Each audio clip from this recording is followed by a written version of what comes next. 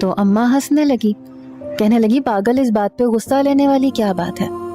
میں نے کہا اماں میں اسکول نہیں جاؤں گا، لڑکے میرا بہت مذاق اڑاتے ہیں۔ وہ کہتی کہ اڑانے دو، اب کسی کی خاطر ہم اپنے ریت رواج تھوڑی بدل سکتے ہیں۔ زلیخا نے سارے برتن مانجھ کر ایک طرف رکھ دیے، کہنے لگی اماں اب میں اپنے گڈا اور گڈی کے ساتھ کھیل لوں؟ وہ کہنے لگی ہاں کھیل لو۔ وقت یوں ہی گزرنے لگا، میری زلیخا کے ساتھ بنتی نہیں تھی۔ جب بھی میں اس کے گڈے یا گڈی کو ہاتھ لگاتا وہ رونے پیٹنے لگ جاتی کہ تم توڑ دو گے، میرے گڈا گڈی کو ہاتھ مت لگاؤ۔ میں اسے کہتا کہ مجھے بھی اپنے ساتھ کھیلنے دو، لیکن وہ نہیں مانتی تھی۔ یوں ہی وقت آگے بڑھنے لگا۔ جب میں نے بچپن سے لڑکپن میں قدم رکھا تو میرے جذبات اور سوچ بدلنے لگی۔ اپنی مخالف جنس میں مجھے دلچسپی ہونے لگی۔ میں 15 سال کا ہو گیا تھا، زلیخا 10 سال کی تھی۔ اب تو اماں کے ساتھ بہت سے کام کروانے لگی تھی۔ میری بیٹھک اب لڑکوں میں ہونے لگی۔ وہ لڑکے کچھ آوارہ سے تھے۔ ایک بار مجھ سے کہنے لگے تم تو شادی شدہ ہو، چل یہ بتا بیوی کے ساتھ سہاگ رات منائی ہے یا نہیں؟ میرے لیے یہ لفظ بالکل انجان تھے۔ میں نے کہا وہ کیا ہوتی ہے؟ کہنے لگے تجھے یہ نہیں پتا تو تم نے شادی کس چیز کی ہے؟ میں نے کہا وہ تو میرے ابا نے کر دی تھی۔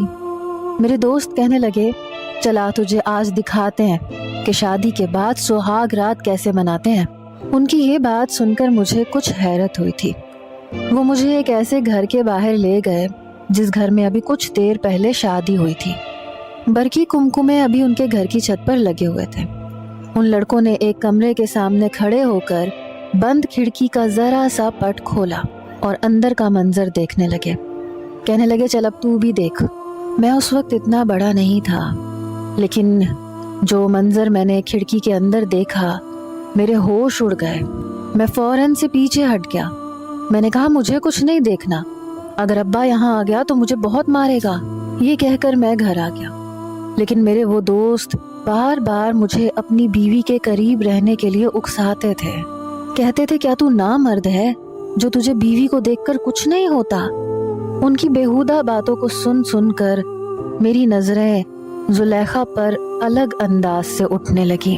مجھے وہ اچھی لگنے لگی، لیکن اندر ہی اندر ایک خوف بھی میرے دل میں موجود تھا کہ اگر میں نے اس کے ساتھ کچھ بھی کرنا چاہا تو وہ اماں کو بتا دے گی۔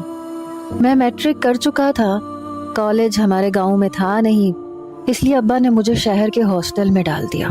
وہاں ہم لڑکے آپس میں ہر قسم کی باتیں کرتے تھے، اس لیے مجھے کافی باتوں کا علم ہو گیا تھا۔ جب بھی میں چھٹی پر گاؤں جاتا اپنے کام زلیخا سے کہتا، لیکن وہ ویسی ہی تھی، کہتی تھی میں تمہاری ملازمہ نہیں ہوں جو تمہارے کام کروں۔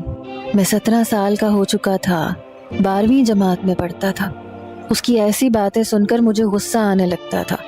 میں اس کا شوہر تھا، اسے مجھ سے تمیز سے بات کرنی چاہیے تھی۔ میں اب اسے غصے سے دیکھنے لگا۔ میں نے کہا پورا 1 ہفتہ میں بس 1 دن کے لیے گھر آتا ہوں،